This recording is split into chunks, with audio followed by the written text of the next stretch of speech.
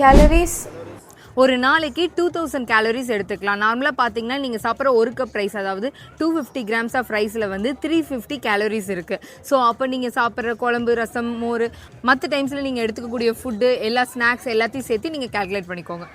Fat ஒரு நாளைக்கு பார்த்தீங்கன்னா 70 கிராம்ஸ் ஆஃப் ஃபேட் நீங்க எடுத்துக்கலாம். ஸோ நார்மலா ஒரு டேபிள் ஸ்பூன் குக்கிங் ஆயில்ல வந்து 14 கிராம்ஸ் ஆஃப் ஃபேட் இருக்கு. ஸோ 5 டேபிள் ஸ்பூன்லயே அது ஃபினிஷ் ஆயிரும். ஸோ அதுக்கு மேல நீங்க சாப்பிட்ற ஸ்நாக்ஸ் எல்லாம் எக்ஸ்ட்ரா தான். சேச்சுரேட்டட் ஃபேட் ஒரு நாளைக்கு 20 கிராம்ஸ்க்கும் கம்மியா தான் நீங்க ஃபேட் எடுத்துக்கணும், அதாவது சேச்சுரேட்டட் ஃபேட். ஸோ இது நார்மலா பாத்தீங்கன்னா இப்போ பட்டர் எடுத்துக்கிறீங்க அப்படின்னா 2 டேபிள் ஸ்பூன் பட்டர்லேயே வந்து 15 கிராம்ஸ் ஆஃப் ஃபேட் போயிடும். ஸோ அப்ப மீதி 5 கிராம்ஸ் தான் இருக்கும். ஸோ அப்ப நீங்க என்னென்ன ஸ்நாக்ஸ் எடுத்துக்கிறீங்களோ அதுல வந்து இன்னும் அதிகம் தான் ஆகும்.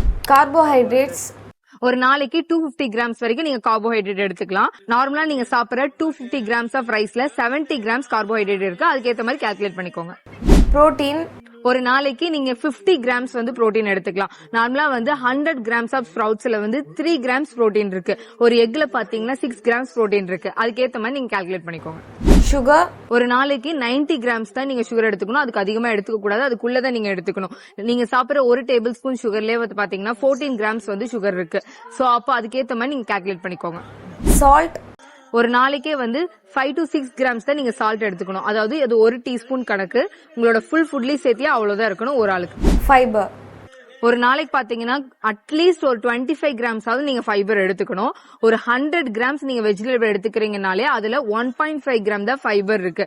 நார்மலா ஒரு பீர்க்கங்காய் வந்து ஒரு 100 கிராம்ஸ் எடுத்துக்கிறீங்க அப்படின்னா அதுல 1.5 கிராம் தான் இருக்கு. சோ நீங்க 25 கிராம் ஃபைபர் எடுக்கணும்னா எவ்வளவு வெஜிடபிள் சாப்பிடணும்னு யோசிச்சுக்கோங்க.